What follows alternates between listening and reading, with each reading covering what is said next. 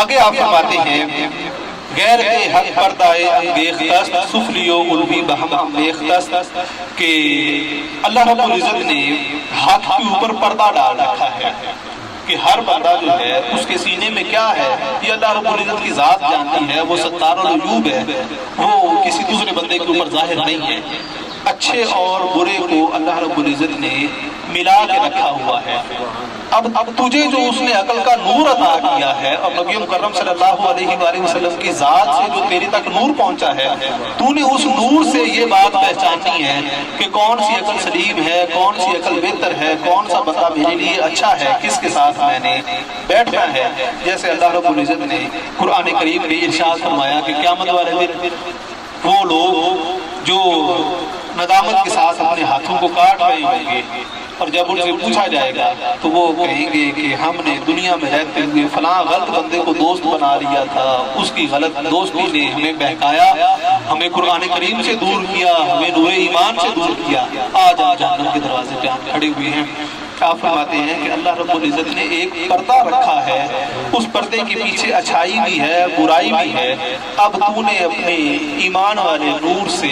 اور نبی مکرم صلی اللہ علیہ وآلہ وسلم کے بتائے ہوئے طریقے سے پہچاننا ہے کہ وہ بندہ کون سا اچھا ہے اور کون سا میرے لیے مضر ہے، کون مجھے فائدہ دے سکتا ہے اور کون مجھے نقصان دے سکتا ہے۔ اسی طرح سے علامہ اقبال جو ہے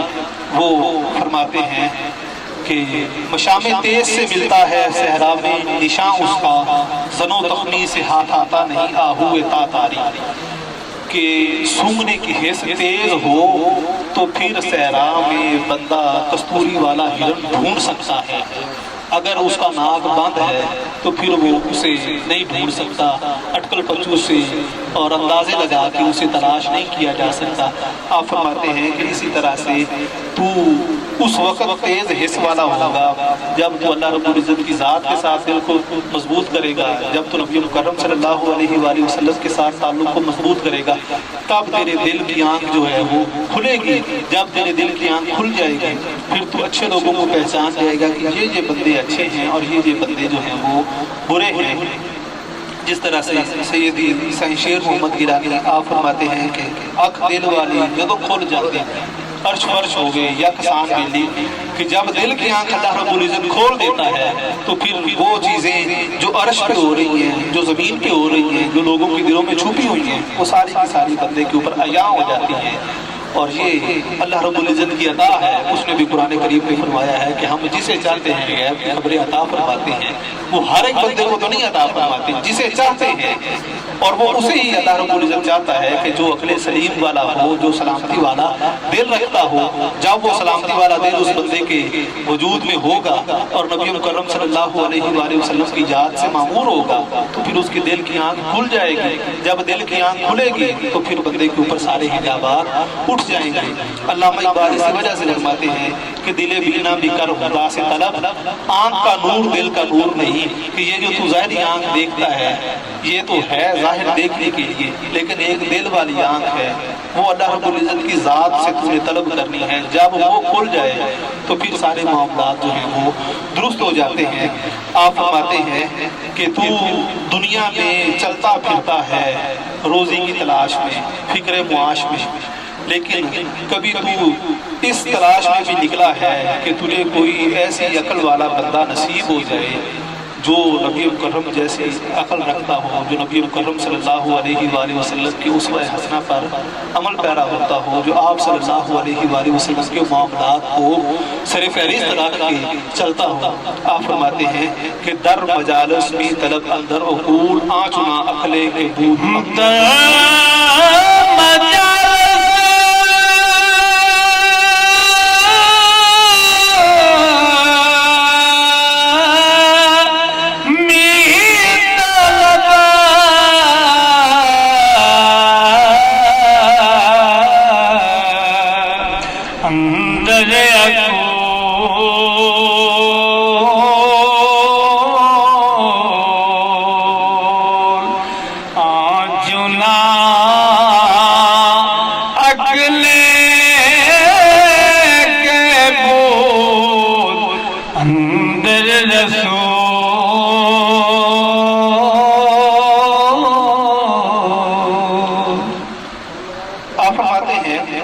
در مجالس می طلب اندر عقول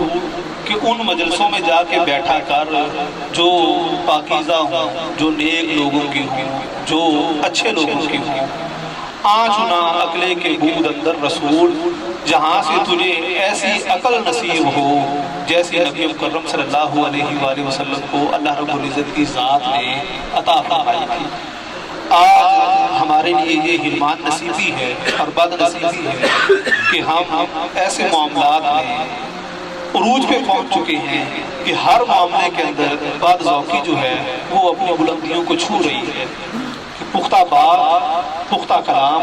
چاہے وہ دینی لحاظ سے ہے، چاہے وہ دنیاوی لحاظ سے ہے، وہ جیسا بھی ہے، ہماری